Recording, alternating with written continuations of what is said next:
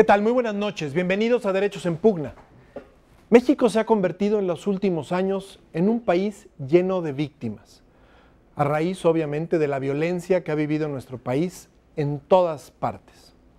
Y asimismo se han dado respuestas institucionales para justamente hacer frente a este problema. Hoy vamos a hablar de los derechos de las víctimas.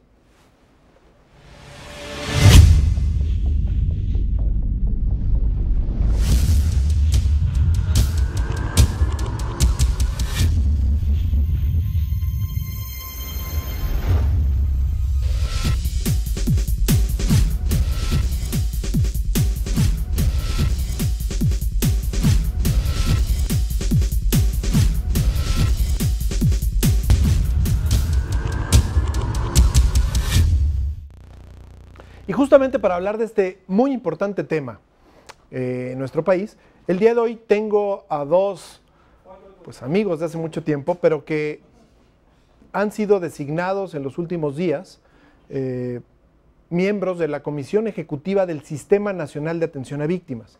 Ahora mismo explicaremos un poco de qué se trata justamente tanto la comisión como este sistema. Son la doctora Susana Talía Pedrosa Layave, investigadora del Instituto de Investigaciones Jurídicas, doctora en Derecho Constitucional. Susana, bienvenida. ¿Qué tal, Hugo? Buenas noches a ti y a todo el auditorio. Gracias por estar aquí, Susana. Y está también con nosotros el maestro Jaime Rochín del Rincón. Entiendo, Jaime, eres maestro en Dirección por el Instituto Panamericano de Alta Dirección de Empresas. Y no sé exactamente en dónde andabas justo antes de entrar. Pues he andado en muchos lados, Hugo. Muchas gracias por invitarme, por participar en tu programa y poder comunicarme con tu auditorio. Pues mira, he trabajado en la Comisión Nacional de Derechos Humanos, en la Comisión de Derechos Humanos del Distrito Federal, fui defensor de derechos politécnicos del Instituto Politécnico Nacional. En este momento, antes del nombramiento, era director de una organización de derechos humanos que se llama Centro Jurídico para los Derechos Humanos. Exactamente. Y pues he estado en el tema de los derechos humanos y de las víctimas desde hace muchos años. ¿Cómo entendemos esto de derechos de las víctimas? ¿De qué estamos hablando cuando hablamos de derechos de víctimas? Todos somos potencialmente víctimas en algún momento. Son derechos que todos tenemos o que solo cuando caemos en cierta desgracia, en ciertos momentos afortunados. Bueno, en principio, de acuerdo a nuestra Constitución, pues desde el artículo 1, todas las personas en este país, pues tenemos reconocidos los derechos humanos que están en la Constitución, los que están en tratados internacionales que México ratificó. Es un catálogo muy amplio. De ahí los derechos humanos, hay una clasificación que son los derechos de las víctimas. Es aquella persona, una víctima es aquella persona que en determinada circunstancia, una persona física, cometen un delito en contra de ella y le causan un perjuicio o violentan uno de sus derechos. El artículo 20 señala cuáles son los derechos de las víctimas, pero sí, cualquier persona podemos llegar a convertirnos en víctima, ya sea de un delito o en víctima de una violación a derechos humanos. Si me permites, Susana, nada más para abordar y abundar un poco más sobre el tema de las víctimas. Existe una ley que se llama Ley General de Víctimas, que precisamente es una ley, digamos que a nivel internacional muy innovadora. Hay pocas leyes de este estilo. Y en México es absolutamente, pues obviamente novedosa. Y esta ley habla de dos tipos de víctimas. Las víctimas por violaciones a derechos humanos y las víctimas por la comisión de delitos. Y en ambos casos se establece la necesidad de ser atendidas por el Estado y de ser reparadas. A ver, vamos entonces por partes. ¿Ustedes quién los nombró comisionados de esta comisión ejecutiva? En principio el proceso fue, digamos, con muchos elementos. Primero nos tenía que proponer o una universidad o un organismo no gubernamental. En mi caso me propuso la Universidad Nacional Autónoma de México. Entonces, al proponerte, tú aceptas que te propongan, entregas tus documentos y en el caso de Jaime te propuso... La directora del Instituto Politécnico Nacional. O sea, los dos provienen, los dos somos, sí, de un total de siete comisionados. 4 somos propuestos por instituciones de educación académicas pública. Okay. Y 3 por organizaciones o comisiones de derechos humanos. ¿Y el nombramiento quién lo hizo? No. El Senado de la República. No, pero antes de eso,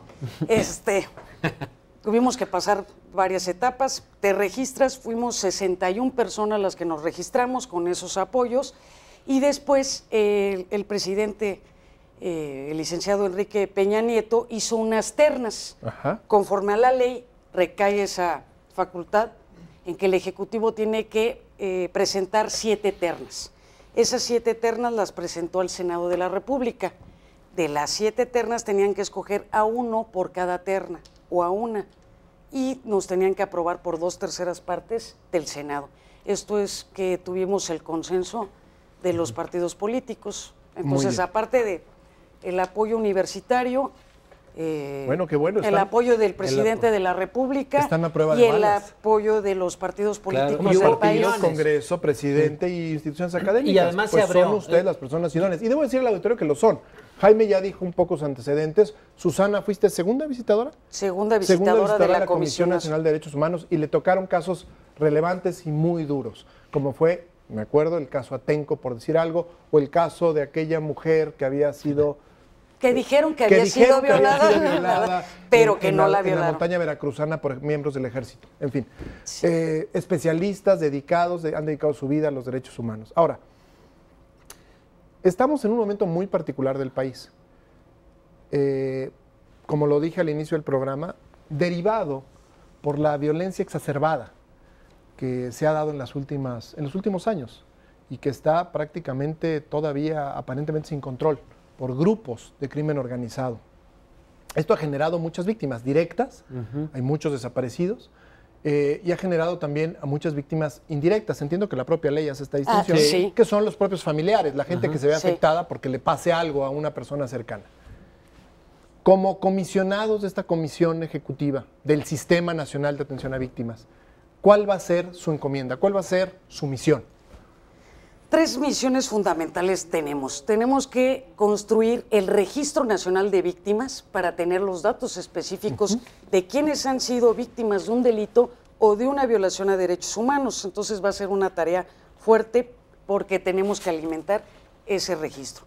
Tenemos que crear la Defensoría. Jurídica Federal, digamos, ¿no? Dije de Defensoría porque los imputados... Defensoría especializada de víctimas. De víctimas, porque hoy en día lo que existe nada más son los defensores de oficio, que son nada más para los procesados. De acuerdo. Pero no tenían defensores las víctimas y entonces una de las tareas que nos encomienda la ley es crear los asesores victimales. Y entonces, en materia federal. ¿no? En materia federal y en cada uno de los estados, cada entidad federativa también establecerá sus asesores victimales. O sea, la comisión, ustedes tienen que crear esta defensoría, Asesoría Jurídica Federal. Jurídica Federal. Sí. O sea, diseñarlas, decirles... Servicio civil de carrera, perfil. ¿Y proponerla a quién?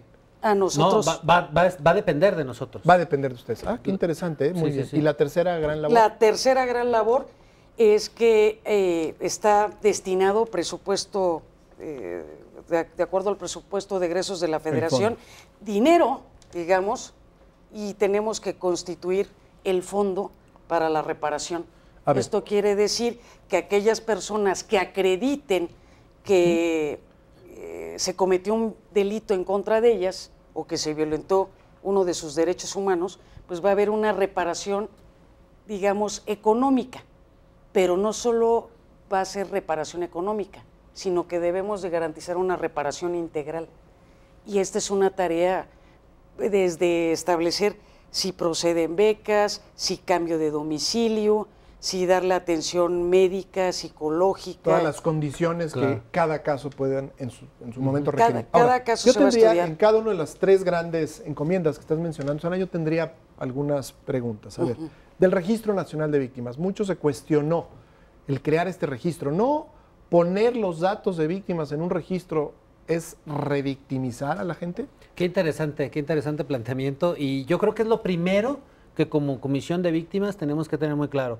Nuestro objetivo debe ser evitar a toda costa que las víctimas vuelvan a ser revictimizadas, que ya lo han sido muchas veces, 2, 3, 4, 5.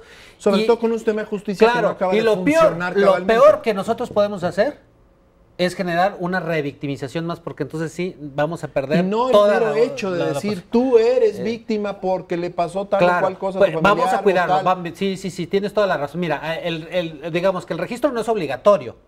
Eso es lo primero, o sea... Pero si quieres acceder a la asistencia, a la asesoría o al fondo de ayuda... Exacto, tienes que registrarte. Sí. Y sin embargo, la ley prevé los mecanismos para que haya la confidencialidad absoluta, para que incluso si una persona no quiere que aparezca su nombre, pueda ser identificada por nosotros sin que su nombre... un número, un registro, sin que su nombre circule por ahí. Siempre y cuando el IFAI no vaya a salir con algunas de sus sorpresas. No, porque son los datos, esos datos personales no siempre están protegidos por la ley de acceso a la información. Es que van varios casos que supuestamente es información confidencial que el IFAI ordena. Bueno, en este caso esperemos que no, y me parece muy interesante tu planteamiento, porque sí valdría la pena que nosotros nos reuniéramos de manera inmediata con el IFAI para hacer estos parámetros y cuidar mucho. Es fundamental lo que estás diciendo, cuidar mucho que nosotros no vamos a ser victimarios de las víctimas. Es que ya tenemos un antecedente importante. ¿Se acuerdan que en el momento en que el tema de los desaparecidos se volvió tema también muy candente, muy importante,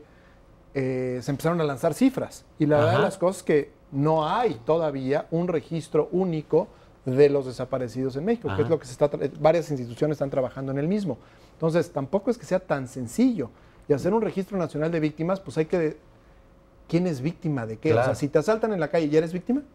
Mira, bueno, yo le quiero contestar. Sí, adelante. No precisamente que te asalten en la calle, tienes que realizar una serie de trámites.